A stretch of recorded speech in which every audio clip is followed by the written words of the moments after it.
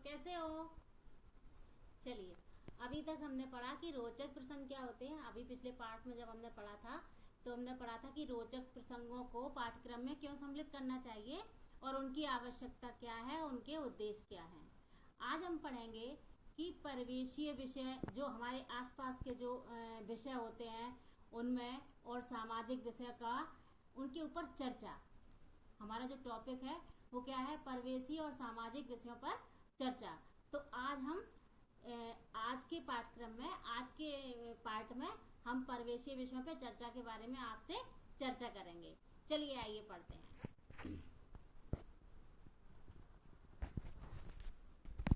हाँ, तो सबसे पहले हम पढ़ेंगे कि चर्चा का अर्थ। चर्चा का क्या अर्थ होता है? चर्चा भाषा शिक्षण वह विधि है जिसमें अध्यापक और छात्र अथवा कक्षा के छात्र आपस में मिलजुल कर किसी प्रकरण अथवा समस्या के संबंध में स्वतंत्र वातावरण में वैचारिक आदान प्रदान करते हैं। चर्चा में दो उपादान होते हैं।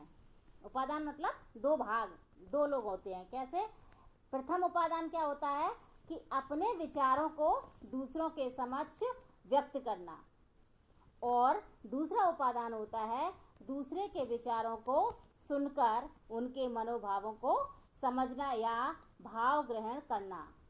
अर्थात चर्चा वह भाग होता है जिससे हम क्या करते हैं? दूसरे के विचारों को समझते हैं और अपने विचारों को दूसरों को समझाते हैं। ये होती है चर्चा।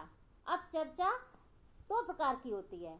एक तो होती है औपचारिक चर्चा और दूसरी होती है अनौपचारिक चर्चा। कितने प्रकार की होती है? देखिए, चर्चा के प्रकार।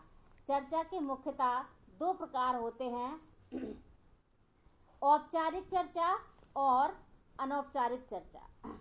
औपचारिक चर्चा तो वह होती है, पहले हम समझ लेते हैं कि औपचारिक चर्चा वह होती है जब हम जैसे क्लासरूम में होते हैं तो हम किसी भी बच्चे को खड़ा करके किसी भी विषय पर उससे बोलने के लिए बोल दें, तो वो क्या हो गई?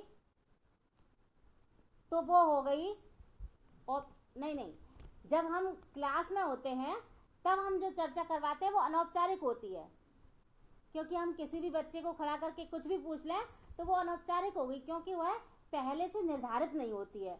जो चर्चा पूर्व निर्धारित होती है, जैसे कोई सेमिनार होता है या किसी राष्ट्रीय त्योहार पे हम जब कोई कार्यक्रम निश्चित करते हैं तो वो क्या होता है? वो औपचारिक होता है, उसको पहले से उसको संगठित किया जाता है। ठीक है, तो ये औपचारिक और अनौपचारिक चर्चा होती है। एक बार देखते हैं कि इसमें छात्र अध्यापक के नेतृत्व में किसी प्रकरण पर स्वतंत्रता के साथ विचारों का आदान प्रदान करते हैं। जब छात्र के नेतृत्व में कोई चर्चा होती है और छात्र और अध्यापक एक दूसरे से अपने अपने विचारों का आदान प्रदान करते हैं तो वो अनौपचारिक चर्चा होती है, क्योंकि वो पूर्व निर्धारित नहीं होती है। और अनौपचारिक चर्चा के अंतर्गत, इसके अंतर्गत छात्र पूर्व निर्धारित विषयों पर चर्चा करते हैं। चर्चा का नेतृत्व पूर्व निर्धारित छात्र द्वारा किया जाता है। शिक्षक की भूमिका एक साधारण सदस्य के रूप में होती है। जब पूर्व निर्धारित कोई चीज होती है, कोई भी चर्चा का जब विषय दिया जाता है कि कल इस पे चर्चा होगी या किसी भी दिन इस पे चर्चा की जाएगी, तो वो क्या हो जाती है? औपचारिक हो जाती है। जो पूर्व निर्धारित होती है वो औपचारिक होती है। इसके बाद हम देखते हैं कि चर्चा के उद्देश्य। चर्चा के उद्देश्य या गुण एक ही बात होती है, लेकिन चर्चा के उद्देश्य पढ़ेंगे। तो चर्चा के क्या उद्देश्य है, मतलब पाठ्यक्रम में चर्चा को क्यों स्थान देना चाहिए, इसलिए हम चर्चा करते हैं कि चर्चा विधि से छात्र सक्रिय रहकर कार्य करते हैं। जब हम आपस में चर्चा करेंगे तो छात्र क्या हो जाएंगे? सक्रिय हो जाएंगे। इसमें छात्रों में मिलजुल कर कार्य करने की भावना का जागृत होती है। क्या हो जाता है?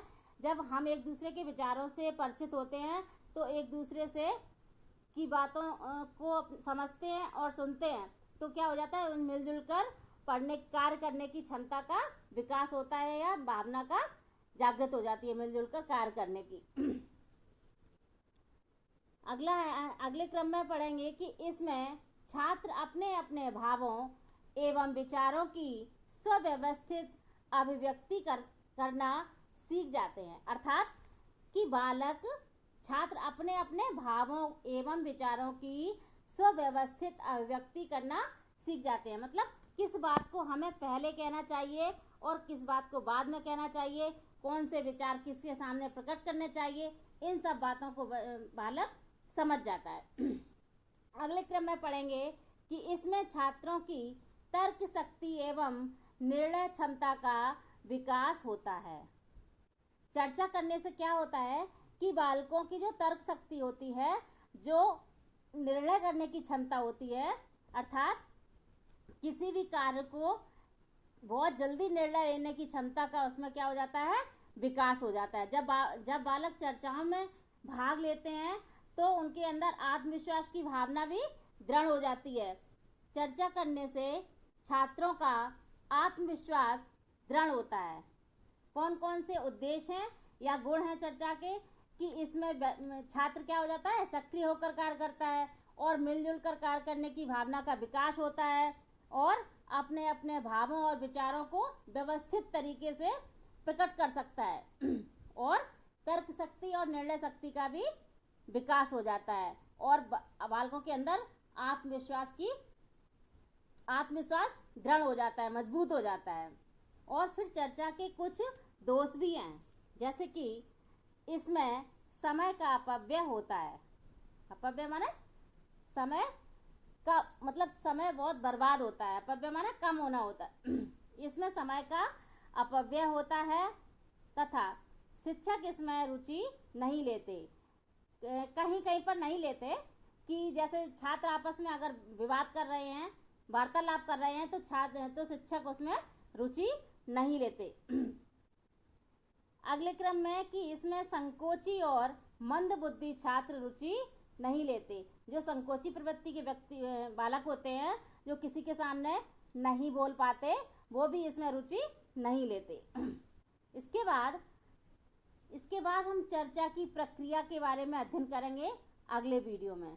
आज के लिए बस इतना ही, और आप लोग चैनल को सब्सक्राइब करते रहिएगा, तो उससे क्या होगा कि जितने भी आपके वीडियो जिसमें डाले जाएंगे वो सब आप तक पहुंचते रहेंगे। और इस लॉकडाउन में जिन कॉलेजों में पढ़ाई नहीं हो रही है, आप उन तक इनको शेयर भी कर सकते हैं अगर किसी को जानते हैं तो। धन्यवाद।